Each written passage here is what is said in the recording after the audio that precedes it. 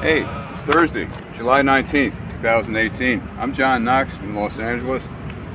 Practically every activist that I know of is engaged in a fight which is private power versus public good.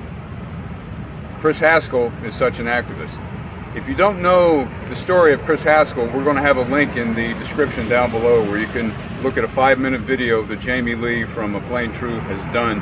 It's a great compilation of what Chris has been through. He's also had a few radio interviews which can give you more information.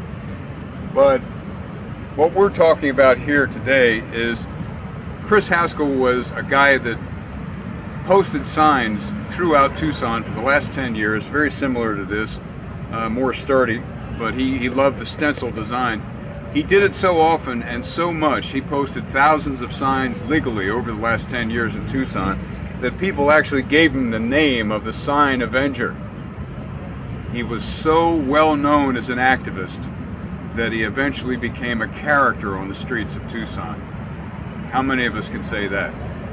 So, he's been railroaded, he's been framed on charges of simulated terrorism, which could be 25 years in prison if the state prevails against him, starting September 18th. Now, the reason why I'm doing this is the next sign. We're all Chris Haskell. It really doesn't matter what your activism issue is. Fracking, vaccinations, 5G, geoengineering, GMOs, water fluoridation. If we let the state clamp down on Chris Haskell and take his First Amendment rights away like they're trying to do, then we're all Chris Haskell. We're all going to have to be looking over our shoulder to make sure that the state is not getting mad that we're getting to be too well known. Look at what's happening on social media. Many of the sites that have tremendous traction in terms of alternative information are getting taken down. So, we're all Chris Haskell, and the quicker that we all understand that, the better. Now, in the geoengineering community, we tend to have divisions over many different subjects and many different points of interest. Right now, we need to build bridges, not walls. It doesn't really matter what your particular platform espouses.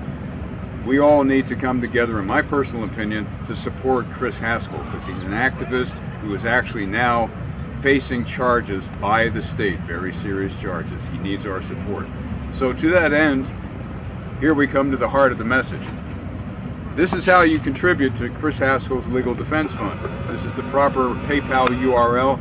We'll have this in the description below this particular YouTube video.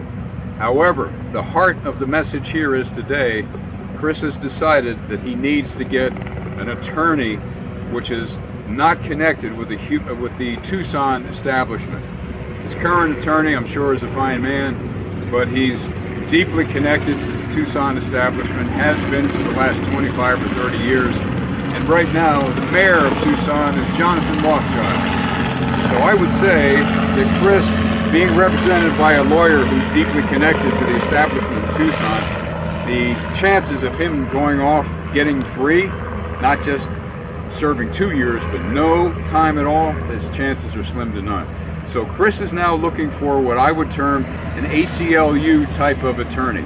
Someone who's adamant about protecting First Amendment rights, and someone who understands that not being connected to Tucson and the establishment there is very, very important.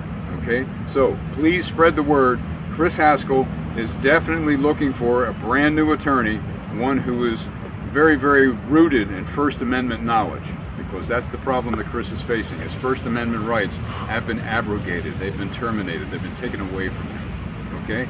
So the common sense of this situation today basically says we need an attorney for Chris Haskell who has no connection to the Tucson establishment.